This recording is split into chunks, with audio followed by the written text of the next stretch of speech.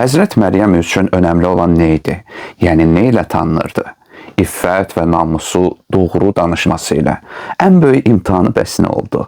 Elə bununla əlaqədar. Onu tanıyanlar belə sən nə pis iş görmüsən deyib onu qəbih, iyrənc işdə ittiham etdilər. Yaxud Həzrət Yusif yuxusunu yozduğu zindan yoldaşı azadlığa çıxanda xahiş etdi ki, ağanın yanında məni yad edərsən. Azadlığını qabartdı. Lakin həmin xidmətçi unutdu və illərlə Yusif zindanda qaldı. Həzrət Yunusə qövmü üz çevirdi, onu qəbul etmədilər. O da üz çevirib getdi, balığın qarnına düşdü. Həzrət Yaqub oğlu, Həzrət Əyyub isə şükrü ilə sınağa çəkildi. Sizcə Allah həmin şəxslərə, onların vasitəsilə də bizə nə çatdırmaq istəyirdi? Sözüm odur ki, əzizlər, bir şey bizim üçün çox önəmli olduqda o şey bizim sınağımıza çevrilir. Övladsız qala bilmərəm, mənsiz nə edərlər? Və salam, artıq imtahan hazırdır. Valideynim olmasa, işim olmasa, o olmasa, bu olmasa, hələ intiqam almaq, heyf çıxmaq üçün alışan adamlar var. Bu həyatda ilahi balans var. Hər biri ilahi kölgə altında olmalıdır.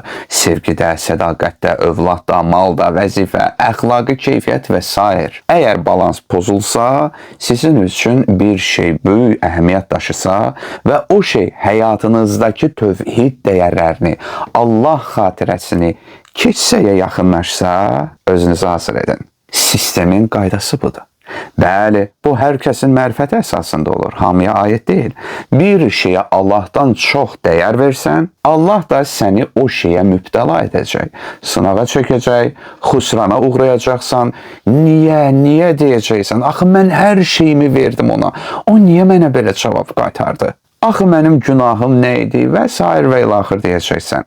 Kaş özünü Allaha verəydin, balansı qoruyaydın, ona görə demə dərdim böyüdür. De ki, Allahım daha böyüdür. Dərdini Allahdan böyük tutsan, bütün diqqət və dərdini ayırsan və salam.